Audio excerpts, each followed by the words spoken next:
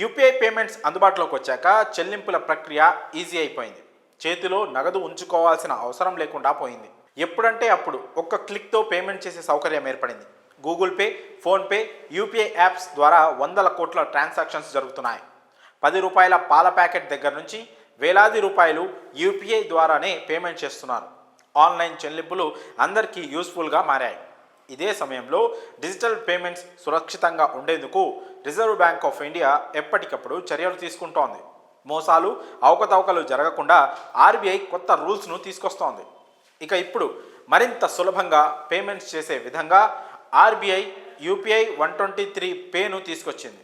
దీని ద్వారా ఇంటర్నెట్ లేకుండానే పేమెంట్స్ చేయవచ్చు. ఇది స్మార్ట్ ఫోన్లలోనే కాకుండా ఫీచర్ ఫోన్లలో కూడా పనిచేస్తోంది. ఇది వరకు ఇంటర్నెట్ ఉంటేనే పేమెంట్ చేసే అవకాశం ఉండేది. ఇప్పుడు ఆ చింత లేదు. ఒకవేళ ఫోన్లో డేటా అయిపోయినా కూడా ఆన్లైన్ పేమెంట్ చేసేయచ్చు. ఇది వరకే ఆర్బీఐ తక్కువ మొత్తంలో పేమెంట్స్ పిన్ అవసరం లేకుండా చేసేందుకు యూపీఐ లైట్ తెచ్చింది. ఇంకా యూపీఐ ఐడిని ఫ్యామిలీ, ఫ్రెండ్స్తో పంచుకునేందుకు యూపీఐ సర్కిల్ ఆప్షన్ను తీసుకొచ్చింది. కాగా యూపీఐ 123 పే ద్వారా ట్రాన్సాక్షన్ లిమిట్ను కూడా పెంచింది. ట్రాన్సాక్షన్ లిమిట్ను 5,000 నుంచి 10,000కు పెంచింది. దీంట్లో మొత్తం 4 రకాల పేమెంట్ మెథడ్స్ ఉంటాయి. ఐవీఆర్ నెంబర్ల ద్వారా, మిస్డ్ కాల్ సర్వీసుల ద్వారా, ఓఈఎం ఎంబెడెడ్ యాప్స్ ద్వారా, సౌండ్ బేస్డ్ టెక్నాలజీ ద్వారా ఇక్కడ యూపీఐ పేమెంట్స్ చేసుకోవచ్చు. వీటిని 2025 జనవరి 1 నుంచి అమల్లోకి తీసుకొచ్చేలా బ్యాంకులు సహా ఇతర సర్వీస్ ప్రొవైడర్లకు ఆర్బీఐ ఆదేశాలు ఇచ్చింది.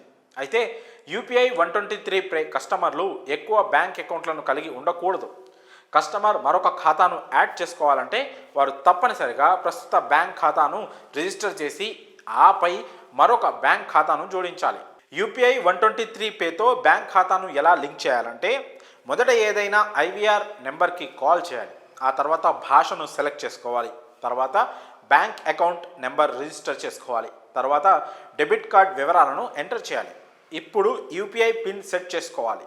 ఇలా చేసి యూపీఐ 123 పేతో బ్యాంక్ అకౌంట్ లింక్ చేసుకోవచ్చు.